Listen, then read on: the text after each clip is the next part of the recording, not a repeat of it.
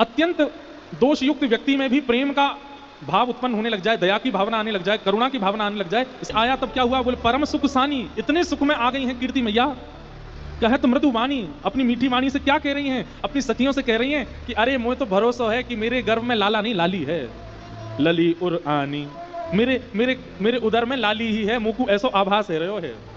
और लाली की बात सुनकर कहे ताकि बोले आपको कैसे पता, बोले अहो लक्षण आनी, लक्षण अनुभूत हो रहे हैं। बोले कैसे लक्षण लग रहे हैं, बोले लाली के जो जो श्रृंगार होते हैं ना, वो श्रृंगार स्वप्न में दिखाई दे रहे हैं। कभी बेणी चोटी दिखाई देवे, कभी कानन के कुंडल दिखाई देवे, नाक की नतनी दिखाई देवे, छोटे छोटे हाथन में महावर दिखाई देवे, पामन की पाजेब की छमछम आवाज सुनाई देवे, लहंगा दिखाई देवे, चुनरी दिखाई देवे। तो इससे कीर्ति मैया कह रही है, बोले गर्भ में लाली है, मुकु अनुभव है। आहा, चौथे मास मन फूलो, जैसे चौथा मास आया मन में और आनंद होने लगा। भाग्य अनुकूलो महारस झूलो रे, सकल दुख भूलो, अहो गोप राजकुल बधू हो परम शोभित भई।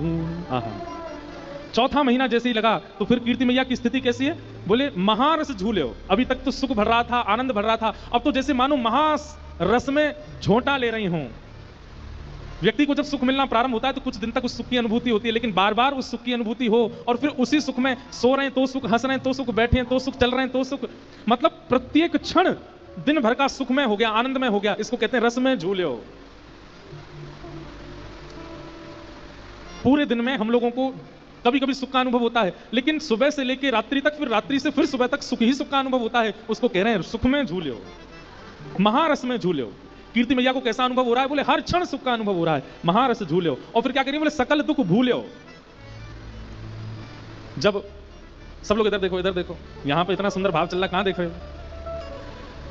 जब प्रसव में गर्भ में बालक होता है तो मां को कभी कभी पीड़ाएं होती हैं, तो कह रहे हैं कि वो प्रसव पीड़ा का अनुभव ही नहीं हो रहा है कीर्ति मैया को, वो तो मानो जैसे परम सुख में झूल रही हैं, महारस में झूल रही हैं, ऐसा उनको अनुभव हो रहा है।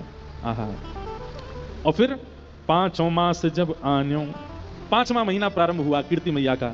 और फिर क्या हुआ, पांचों मास जब आन्यो, देख कुटुंब सिहान्यो, आहा, नगर जब जान्यो री, आते मास सहेली, नहीं तजत अकेली, कहत सुनोहेली रे।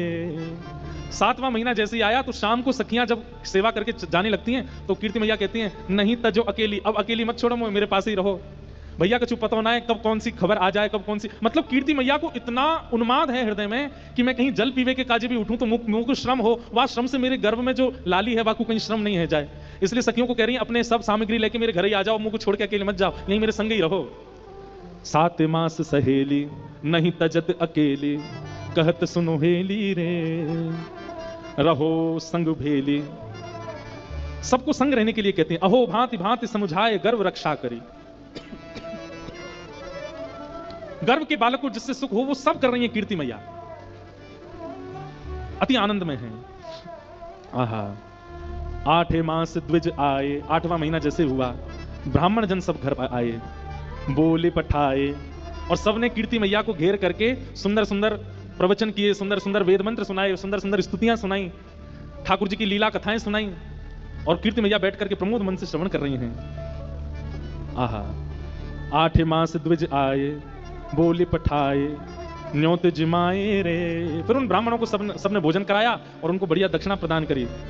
सजन पहिराए, सबको वर्ण प्रदान किए, वस्त्र प्रदान किए।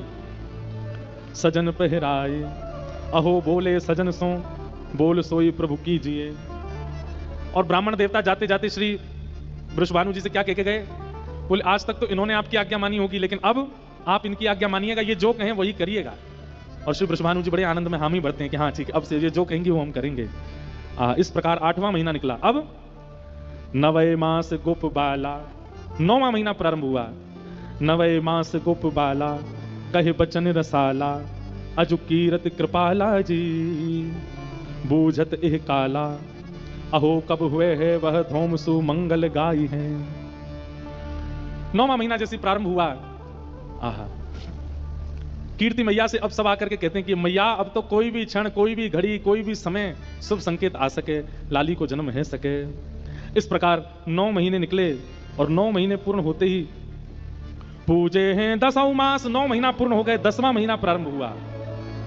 उर बड़ो है हुलास, सफल भैयास, कियो भवन प्रकाश है।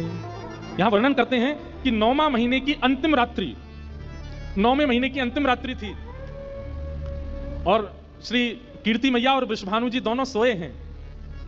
तभी वृषभानु जी के स्वप्न में क्या आता है कि वृषभानु जी बैठे हैं और तभी एक छोटी सी किशोरी डगमग डगमग चाल चलती सी भई आई और श्री वृषभानु जी की गोद में बैठ गई और बैठ करके वृषभानु जी की दाढ़ी से खेल रही है।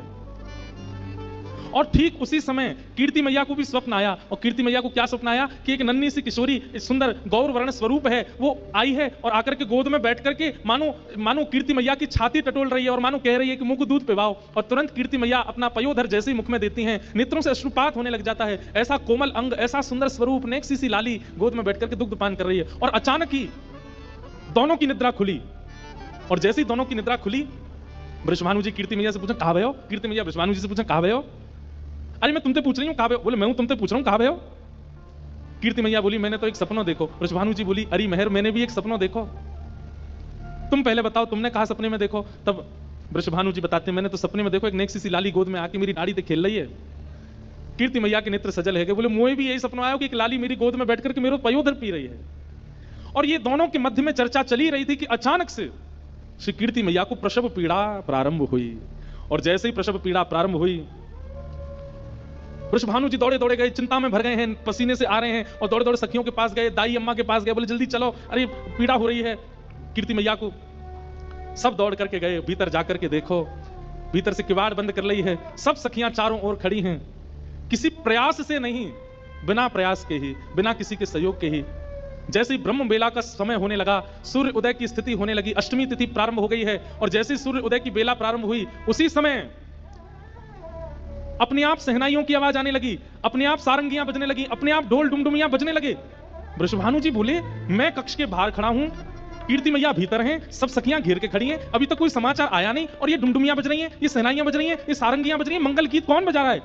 और तभी वृषभानु जी ने जैसी खिड़की खोल करके देखा तो आकाश से मेघ वर्षा हो रही है और उस मेघ वर्षा की ध्वनि में ही मंगल गीतों के स्वर प्रकट हो रहे हैं। मानो अभी तक किसी को पता नहीं चला लाली भई है, लेकिन आकाश में देवता देवीगण सब खड़े होकर के पुष्प वर्षण कर रहे हैं और मंगल गीतों का वाद्य बजा रहे हैं। वृषभानु जी तो आश्चर्य में पड़ गए, बोले ये कैसी वर्षा? वर्षा की ध्वनि तो अभी हमने सुनी, कैसी टप टप वर्षा होती है, लेकिन वर्षा की ध्वनि में स्वर लहरियां प्रकट हो रही हैं, ऐसी वर्षा पहली बार देखी है। और जैसे ही इस वर्षा की ध्वनि हुई, इतने में ही कीर्ति मैया के कक्ष को द्वार खुलो और भीतर से पधारी सब सखियां आकर के श्री वृषभानु जी को घेर लेती हैं और बाबा बधाई हो, बधाई हो, बधाई हो। वृषभानु जी के हाथ पैर कांप रहे हैं, क्योंकि सुनना चाहे कि लाली भई है, कहीं ये नहीं कि लाला भई, बधाई तो पता हो भई है, लेकिन लाली भई है ये समाचार मिले। वृषभानु जी कह रहे मैं तुम्हारे हाथ जोड़ूं, पाम पूजू, पहले ये बताओ कौन भयो? आहा, प्रगटी श्री राधा रूप अगाधा, सब सुख साधा नावे, मुनि प्रेम अगाधा मेटन वाधा, लख नहीं सोट ल जावे। ब्रज घर घर माई बटे बधाई, सब मिल मंगल गाई, कीरत बड़ भागी अति सुख पागी, पुरजन करत बड़ाई। सुर नर मुनि हर से तुम नहीं बरसे, चढ़े विमान आए, भय चित्र से ठाणे लखी सुर बाड़े, बाजे विविध बजावे। नारद सनकादि शिव ब्रह्मादि, भृगुआदिक मुनि जेते, इंद्रादिक जे जहाँ सू करते, तहाँ आए सजन सवेते।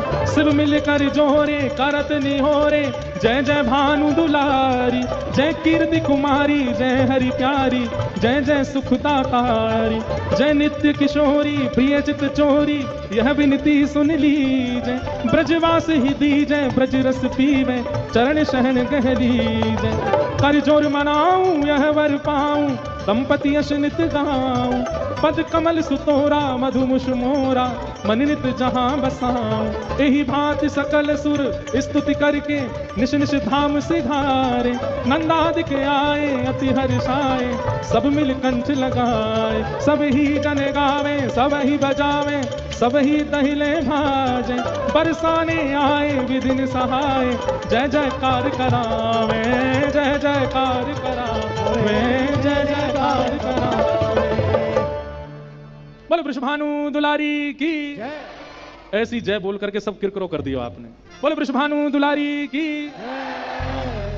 आहा, जैसे ही पता चली वृषभानु जी को कि लाली भाई है, वृषभानु जी तो इतने आनंद में भर गए, जानो तो चाहिए कीर्ति मैया के पास, पर दौड़न लगे भवन के बाहर।